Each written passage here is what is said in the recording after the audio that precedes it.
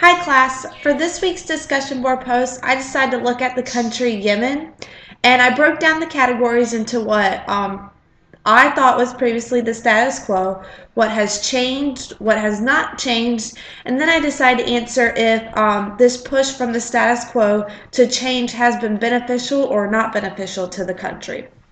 So my findings are that the status quo in Yemen it originally throughout history began as North and South Yemen, where a majority of the country has been separate, with these two functioning on their own.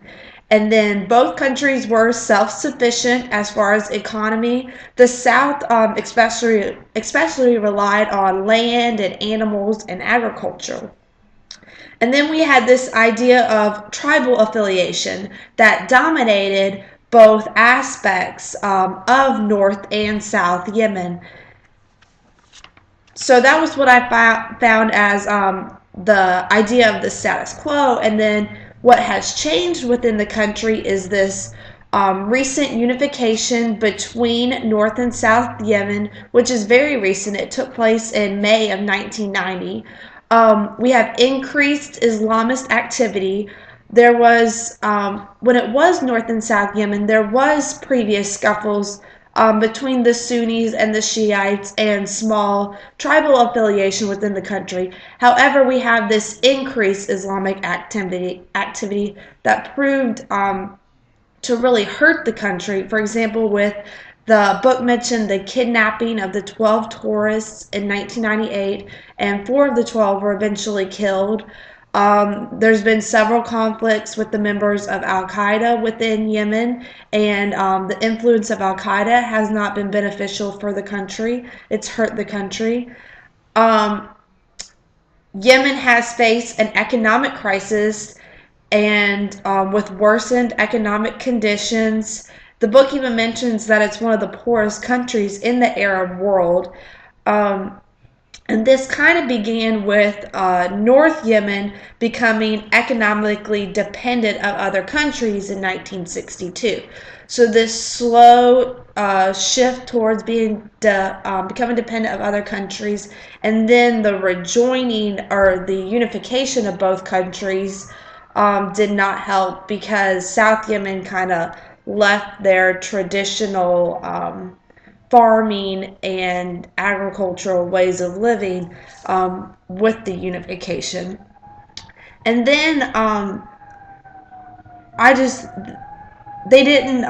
Yemen didn't start exporting natural gas until 2009, and to me this shows that they were kind of economically behind, because natural gas is a huge natural resource that is needed throughout the whole world.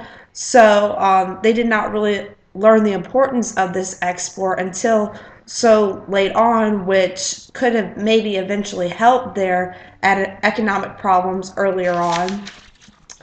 And then other changes have been increased rebellions, which kind of goes with this increased Islamic activity. The book mentioned the Houthi rebellion, which means death to the Israelis, death to the Americans. They are dissatisfied with the social and political policies of the country, and during this time lives were lost and homes were destroyed. And then last we have the war in 2009 and 2010. And then something that has really not changed, the only change I could really find was the Sunnis and Shiites controversies in the country that obviously are still seen today and still take place. So after looking at the status quo and what the country had tried to maintain for so long, and then having all these changes that really took place with the unification of the country in 1990. So the changes that I mentioned are pretty recent changes.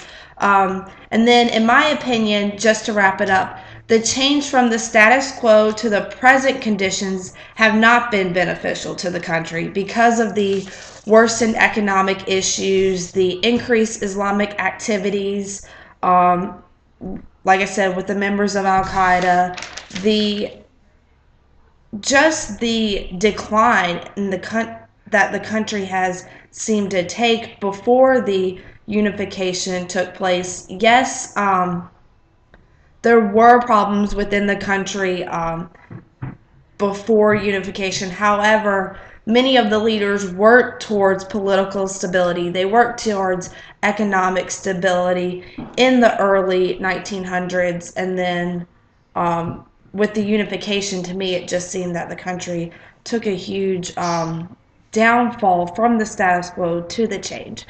So I hope all that makes sense, and I look forward to your responses. Thank you.